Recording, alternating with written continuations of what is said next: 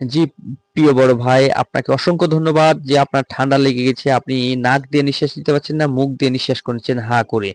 তো আপনার জন্য একটি সাধারণ টিপস। এই টিপসটি আপনি ফলো করবেন।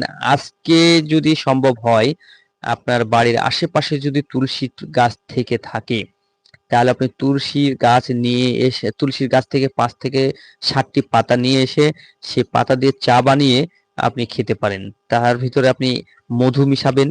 উম মা ১ কাপ পরিমাণ পানি দিবেন। তার ভিতরে হালকা করে মধু মিশাবেন। ২ টি লবঙ্গ দিবেন, ১ কুচি আদা দিবেন। দিয়ে সেটা পানিতে গরম করে নিয়ে সে পানিটি আপনি খেতে পারেন। আর যদি অতিরিক্ত মাত্রায় নাক বন্ধ হয়ে যায়, আর সে পানির ভাপটি আপনি নাকের গোড়াতে ধরবেন, দিয়ে নিঃশ্বাস নিবেন, দেখবেন যে আপনার নাক পরিষ্কার হয়ে যাবে ইনশাআল্লাহ।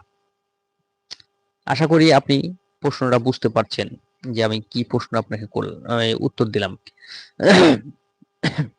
আপনার নাক বন্ধ হওয়া থেকে নাক খুলে যাবে খুব দ্রুত। আপনাকে অবশ্যই তুলসী পাতা দিয়ে পানি গরম করে সে পানির ভাপটি নিতে হবে।